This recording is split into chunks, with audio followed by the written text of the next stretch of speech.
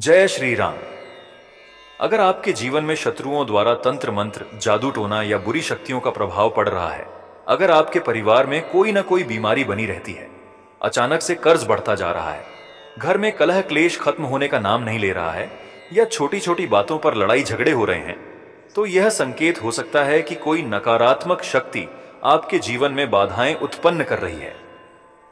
जब आप जीवन में सफलता की ओर बढ़ते हैं तो कई ऐसे लोग होते हैं जो आपकी तरक्की को देखकर जलते हैं और आपके खिलाफ तंत्र मंत्र या नकारात्मक शक्तियों का सहारा लेते हैं। लेकिन हनुमान जी महाराज का दिव्य उलटारी मंत्र आपकी सभी समस्याओं को जड़ से समाप्त कर सकता है। इस मंत्र को रोज 108 बार सुने या खुद जाप करें। सुबह शाम हनुमान जी के समक्ष दीप जलाकर इसका पाठ करें। और अगर घर में किसी भी प्रकार की तांत्रिक बाधा या बुरी शक्ति का असर महसूस हो रहा है तो इस मंत्र को मोबाइल या टीवी पर चलाकर पूरे घर में मंत्र ध्वनि को गूंजने दें। यदि आप सोचते हैं कि प्रतिदिन मंत्र जाप करने से भी कोई लाभ प्राप्त नहीं हो रहा है तो यह गलत है, क्योंकि भगवान की कृपा धीरे धीरे असर दिखाती है। और जब आप पूरी श्रद्धा और विश्वास के साथ इस मंत्र का जाप करते हैं तो न केवल आपके शत्रु कमजोर होते हैं, बल्कि उनके द्वारा बनाई गई हर बाधा स्वतः ही समाप्त हो जाती है। कार्यस्थल, दुकान या ऑफिस में अगर विरोधियों से परेशान हैं तो वहां भी इस मंत्र का जाप करें। हनुमान जी की कृपा से हर संकट दूर होगा, शत्रु शांत होंगे, व्यापार में वृद्धि होगी, घर में सुख शांति आएगी और हर तरह की नकारात्मकता समाप्त हो जाएगी। तो आइए आज ही इस चमत्कारी मंत्र का जाप करें और कमेंट बॉक्स में जय श्री राम लिखें, जिससे हनुमान जी महाराज का आशीर्वाद प्राप्त हो। ओम नमो भगवते पंचवदनाय पंचमुखाय गरुडाननाय सकल विषहराय स्वाहा। ओम नमो भगवते पंचवदनाय पंचमुखाय गरुडाननाय सकल विषहराय स्वाहा। ओम नमो भगवते पंचवदनाय पंचमुखाय गरुडाननाय सकल विषहराय स्वाहा। ओम नमो भगवते पंचवदनाय पंचमुखाय गरुडाननाय सकल विषहराय स्वाहा। ओम नमो भगवते पंचवदनाय पंचमुखाय गरुडाननाय सकल विषहराय स्वाहा। ओम नमो भगवते पंचवदनाय पंचमुखाय गरुडाननाय सकल विषहराय स्वाहा। ओम नमो भगवते पंचवदनाय पंचमुखाय गरुडाननाय सकल विषहराय स्वाहा। ओम नमो भगवते पंचवदनाय पंचमुखाय गरुडाननाय सकल विषहराय स्वाहा। ओम नमो भगवते पंचवदनाय पंचमुखाय गरुडाननाय सकल विषहराय स्वाहा। ओम नमो भगवते पंचवदनाय पंचमुखाय गरुडाननाय सकल विषहराय स्वाहा। ओम नमो भगवते पंचवदनाय पंचमुखाय गरुडाननाय सकल विषहराय स्वाहा। ओम नमो भगवते पंचवदनाय पंचमुखाय गरुडाननाय सकल विषहराय स्वाहा। ओम नमो भगवते पंचवदनाय पंचमुखाय गरुडाननाय सकल विषहराय स्वाहा। ओम नमो भगवते पंचवदनाय पंचमुखाय गरुडाननाय सकल विषहराय स्वाहा। ओम नमो भगवते पंचवदनाय पंचमुखाय गरुडाननाय सकल विषहराय स्वाहा। ओम नमो भगवते पंचवदनाय पंचमुखाय गरुडाननाय सकल विषहराय स्वाहा। ओम नमो भगवते पंचवदनाय पंचमुखाय गरुडाननाय सकल विषहराय स्वाहा। ओम नमो भगवते पंचवदनाय पंचमुखाय गरुडाननाय सकल विषहराय स्वाहा। ओम नमो भगवते पंचवदनाय पंचमुखाय गरुडाननाय सकल विषहराय स्वाहा। ओम नमो भगवते पंचवदनाय पंचमुखाय गरुडाननाय सकल विषहराय स्वाहा। ओम नमो भगवते पंचवदनाय पंचमुखाय गरुडाननाय सकल विषहराय स्वाहा। ॐ नमो भगवते पञ्चवदनाय पञ्चमुखाय गरुडाननाय सकलविषहराय स्वाहा। ॐ नमो भगवते पञ्चवदनाय पञ्चमुखाय गरुडाननाय सकलविषहराय स्वाहा। ॐ नमो भगवते पञ्चवदनाय पञ्चमुखाय गरुडाननाय सकलविषहराय स्वाहा। ॐ नमो भगवते पञ्चवदनाय पञ्चमुखाय गरुडाननाय सकलविषहराय स्वाहा।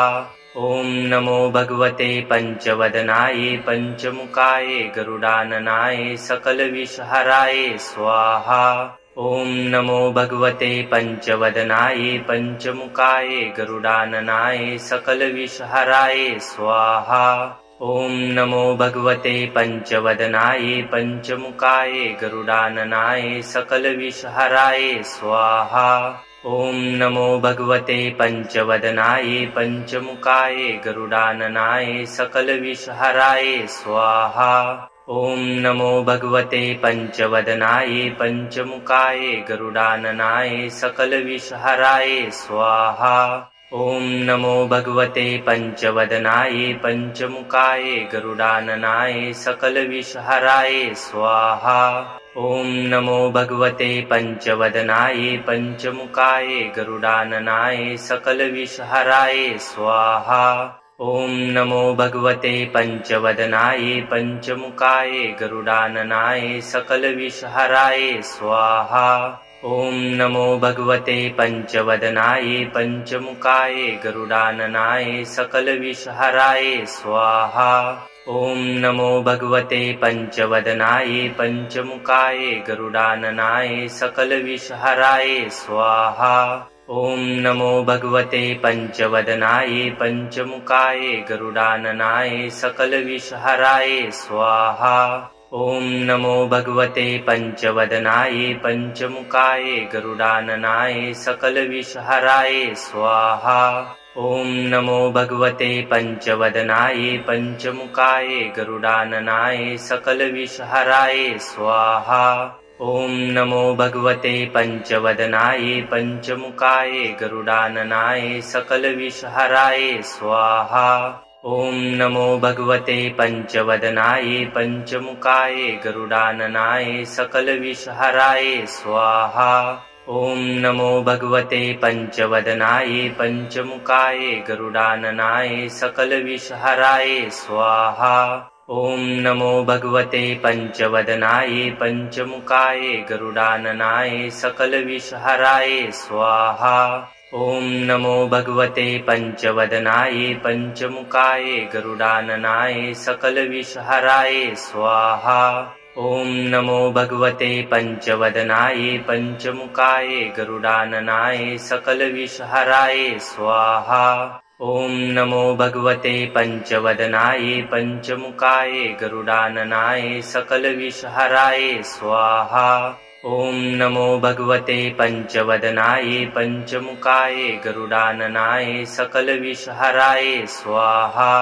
ॐ नमो भगवते पञ्चवदनाय पञ्चमुखाय गरुडाननाय सकलविषहराय स्वाहा। ॐ नमो भगवते पञ्चवदनाय पञ्चमुखाय गरुडाननाय सकलविषहराय स्वाहा। ॐ नमो भगवते पञ्चवदनाय पञ्चमुखाय गरुडाननाय सकलविषहराय स्वाहा। ॐ नमो भगवते पञ्चवदनाय पञ्चमुखाय गरुडाननाय सकलविषहराय स्वाहा। ॐ नमो भगवते पञ्चवदनाय पञ्चमुखाय गरुडाननाय सकलविषहराय स्वाहा। ॐ नमो भगवते पञ्चवदनाय पञ्चमुखाय गरुडाननाय सकलविषहराय स्वाहा। ॐ नमो भगवते पञ्चवदनाय पञ्चमुखाय गरुडाननाय सकलविषहराय स्वाहा। ॐ नमो भगवते पञ्चवदनाय पञ्चमुखाय गरुडाननाय सकलविषहराय स्वाहा।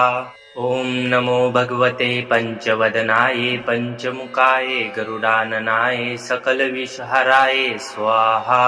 ॐ नमो भगवते पञ्चवदनाय पञ्चमुखाय गरुडाननाय सकलविषहराय स्वाहा। ॐ नमो भगवते पञ्चवदनाय पञ्चमुखाय गरुडाननाय सकलविषहराय स्वाहा। ॐ नमो भगवते पञ्चवदनाय पञ्चमुखाय गरुडाननाय सकलविषहराय स्वाहा।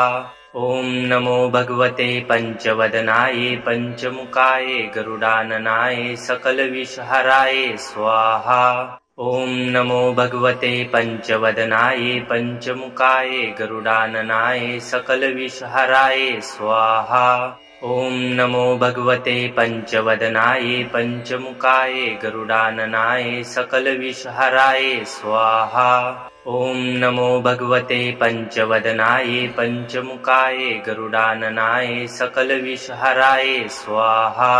ॐ नमो भगवते पञ्चवदनाय पञ्चमुखाय गरुडाननाय सकलविषहराय स्वाहा। ॐ नमो भगवते पञ्चवदनाय पञ्चमुखाय गरुडाननाय सकलविषहराय स्वाहा। ॐ नमो भगवते पञ्चवदनाय पञ्चमुखाय गरुडाननाय सकलविषहराय स्वाहा। ॐ नमो भगवते पञ्चवदनाय पञ्चमुखाय गरुडाननाय सकलविषहराय स्वाहा।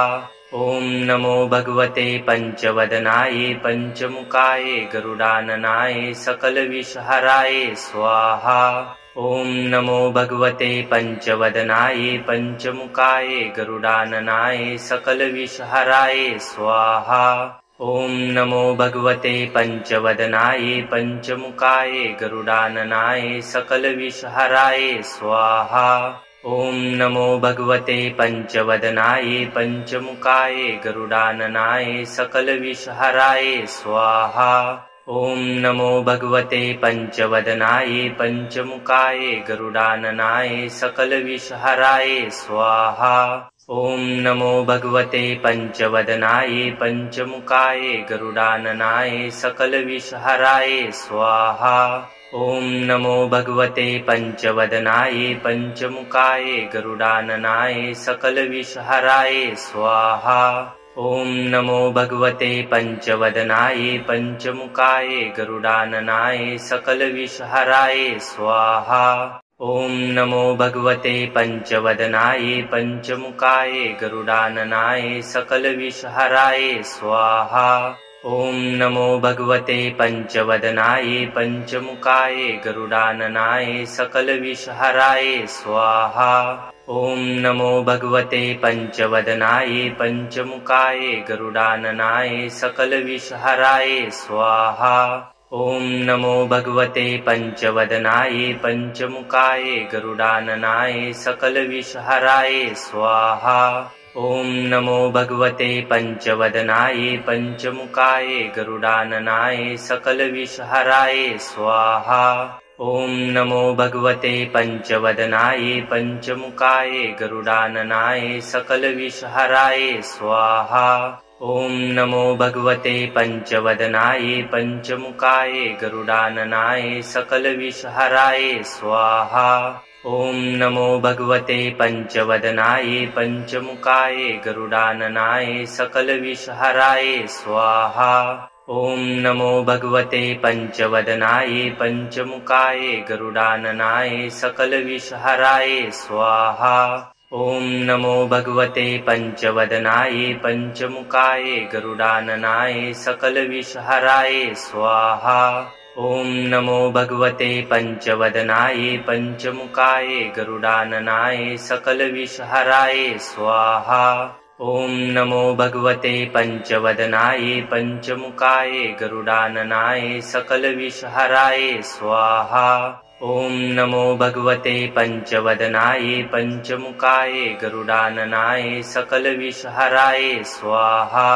ॐ नमो भगवते पञ्चवदनाय पञ्चमुखाय गरुडाननाय सकलविषहराय स्वाहा।